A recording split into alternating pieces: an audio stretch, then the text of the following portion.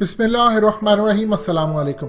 पाकिस्तान की फौज के अंदर जब DGISPR की तरफ से कोई भी स्टेटमेंट आती है तो बड़ी नपी तुली आती है, बड़ा सोच विचार करके अल्फाज का चुनाव होता है।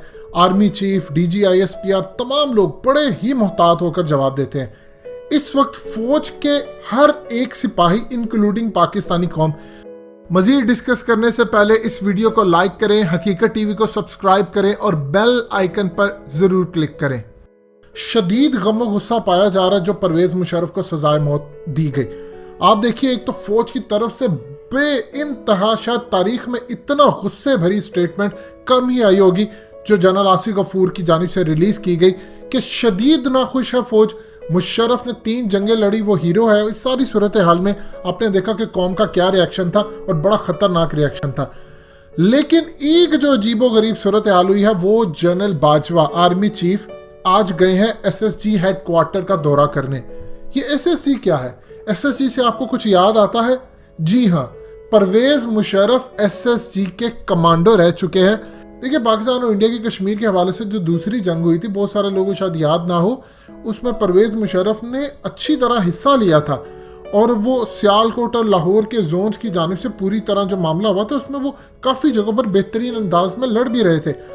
आप देखें कि परवेज मुशर्रफ के पीछे कोई ऐसी सिफारिश नहीं थी। जैसे ही 1965 की जो जंग थी उसमें भी उन्होंने हिस्सा लिया, वो ख़त्म होती है तो उसके बाद परवेज मुशर्रफ ने SSG यानी स्पेशल सर्विस ग्रुप ज्वाइन की और वो 1966 से लेकर 1972 तक इसी के अंदर है। ये सबसे ज़्यादा पाकिस्तान के अहम तरीन ऑफिसर्स होते हैं और अल्लाह का शुक्र है इतने काबिल लोग हैं, इतने ज़्यादा काबिल लोग हैं। इनकी ट्रेनिंग इतनी डिफ़िकल्ट है, यानी आप समझ लें कि आप अपनी ज़िंदगी को दाव पर लगाकर ये ज्वाइन करते हैं और यहाँ पर जब आप आते हैं तो आपके पास हर तरह की चीज़ होती है। आपके पास ट्रेनिंग है, आपके पास मौत का डर नहीं होता। परवेज मुशर्रफ ने जो टेक ओवर किया उसमें बहुत सारी चीज़ें उसने SSG दौर से अपनी सीखी।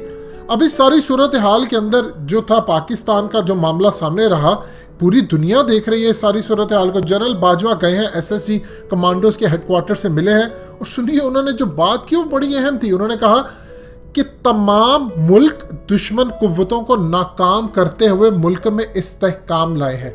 ये तमाम मुल्क दुश्मन कुव्वतें क्या हैं? ये बेसिकली एक मैसेज था। किनको मैसेज देना था?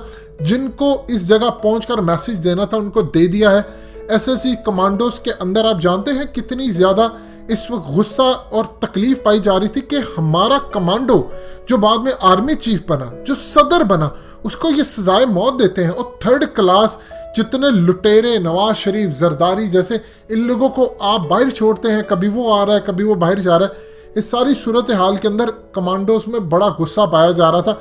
अब चूंकि वो आर्मी के मोहताज होते हैं, अपनी जो कमांड होती है उसके आगे वो बोल नहीं सकते, लेकिन जनरल बाजवा को जाना पड़ा और वहां पर जाकर उन्होंने कहा कि किसी कीमत पर मुल्क की इस्तेहकाम को खराब नहीं होने देंगे।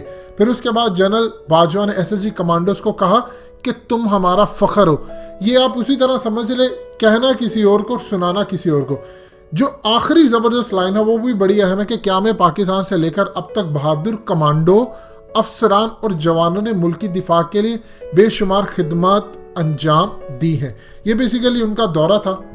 इसमें आप दौरे में देखेंगे तो DGISPR भी गए हैं और बॉडी लैंग्वेज देखिए जनरल बाजवा की, गम गुस्सा शदीद है।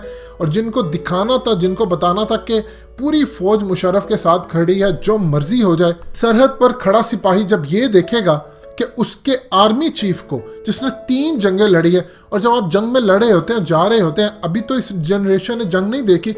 27 फरवरी की रात को ये बात सारी दुनिया को पता है, पाकिस्तान के लोग खौफ व खरास में मुब्तला हो गए थे क्योंकि 1971 के बाद हमने कोई बड़ी लड़ाई देखी नहीं है। और जो सूरत हाल थी, पाकिस्तान के घरों में खवातीन सब लोग सहम कर बैठे हुए थे, परेशान थे कि जंग लगी कि लगी। तो इस सारी सूरत हाल में देखें, जब जंगे 3 लड़ने वाला शख्स SSG कमांडो जाकर आर्मी चीफ बनता है और एक फौजी सरहद पर खड़ा होकर ये सोचे कि मेरे आर्मी चीफ को सजाए मौत होगी और बगैर किसी रीजन के, ये है क्या आइन? क्या आइन है? आइन आम इंसानों का बनाया हुआ है, कोई एक मुकद्दस किताब तो नहीं, सहीफा तो उतरा नहीं है। हमारे यहाँ पर मुकद्दस सिर्फ एक चीज़ है, कुरान मजीद और अल्लाह के नबी सल्लल्लाहु अलैहि वसल्लम की हदीस। खातमुन नबीयीन ने जो हमें बता दिया वो पत्थर पर लकीर है।